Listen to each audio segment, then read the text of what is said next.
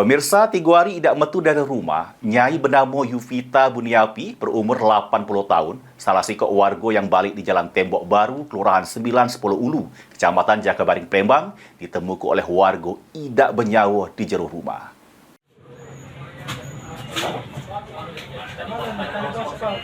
Diduga lantaran sakit, Nyai ditemukan tidak bernyawa di jero rumahnya yang berada di Jalan Tembok Baru, Kelurahan 910 Ulu, Kecamatan Jakabaring, Palembang, hari Rabu sekira jam 9 pagi liwat.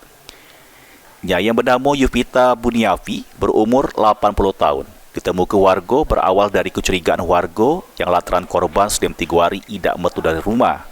Terus warga ngelapor ke Samo Amizan selaku Ketua RT 11. Dari laporan warga, Amizan langsung menghubungi Babin Kaptipmas 910 Ulu, Polsek Seberang Ulu 1, Palembang. Pas petugas datang ke TKP, langsung dobrak rumah korban, benar baik korban sudah tewas. AKP Heri selaku Kapolsek Seberang Ulu 1, pas dimintai keterangan ngebener ke adonyo Nyai yang tinggal dewean.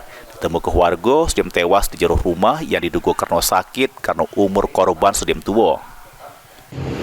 Kemudian bisa dijelaskan kemudian penemuan mayat yang pagi tadi itu kronologisnya kemudian?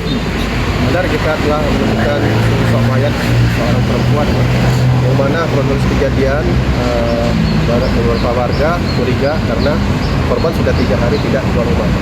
Kemudian warga melapor kepada Ketua RT. Setelah mendapat laporan dari warga, Ketua RT memanggil Babin Kaptipmas untuk mendatangi TKP. Kemudian bersama-sama Babin Kaptipmas kita mendatangi TKP dan mendobrak pintu. Setelah didobrak, ternyata benar ada sosok mayat perempuan bernama Yuvita dalam keadaan sudah meninggal dunia. Hasil TKP seperti apa?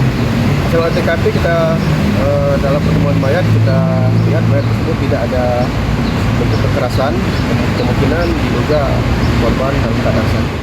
Maedi, mayat korban sudah diserah ke sama pihak keluarga, karena pihak keluarga minta tidak dilakukan otopsi.